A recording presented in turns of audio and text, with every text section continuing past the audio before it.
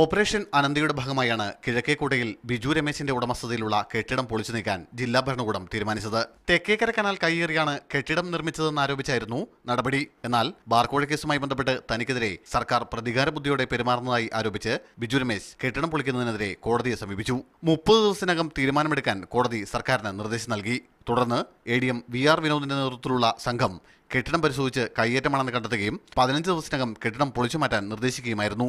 മന്ത്രിമാരായ KM മാണിയും K ബാബുവും തന്നോടുള്ള വ്യക്തിവൈരാഗ്യം തീർക്കുകയാണെന്നും ഇതിനെ നിയമപരമായി നേരിടുമെന്നും ബിജു രമേശ് പ്രതികരിച്ചു. അത് 24 മണിക്കൂറിനാണ് പൊളിക്കണമെന്നാണ് ആദ്യം നോട്ടീസ് തന്നു. പക്ഷേ അതിനു മുമ്പ് തന്നെ ശ്രീ K ബാബു പറഞ്ഞിട്ടുണ്ടായിരുന്നു. എൻ്റെ ഈ സംഭവത്തിൽ ഈ സമയത്ത് തന്നെ പറഞ്ഞ ബാർക്കോഴ അസോസിയേഷൻ ജനറൽ സെക്രട്ടറി എന്നോട് പറഞ്ഞതെന്ന് ബാബു പറഞ്ഞായിരുന്നു, ഒരു ബിജു രമേശ് അസ്ഥിവാരം തോണ്ടി കാണിച്ചു തരാമെന്ന്. അപ്പോൾ അത് ഒരു വ്യക്തിക്ക് ഇതിൻ്റെ ബാക്കിലുള്ള രാഷ്ട്രീയ പകപോക്കലും വിരോധവുമാണ് ഇതിൻ്റെ ബാക്കിൽ പ്രവർത്തിക്കുന്നതെന്നാണ് ഞാൻ ഉത്തമമായി വിശ്വസിക്കുന്നത്. 15 ദിവസത്തെ സാവകാശം നൽകിയിട്ടുണ്ടെങ്കിലും കോടതി അവധിയായ സാഹചര്യത്തിൽ അടുത്ത ദിവസങ്ങളിൽ തന്നെ കെട്ടിടം പൊളിക്കാനുള്ള നീക്കത്തിലാണ് ജില്ലാ ഭരണകൂടം. മീഡിയ 1 തിരുവനന്തപുരം.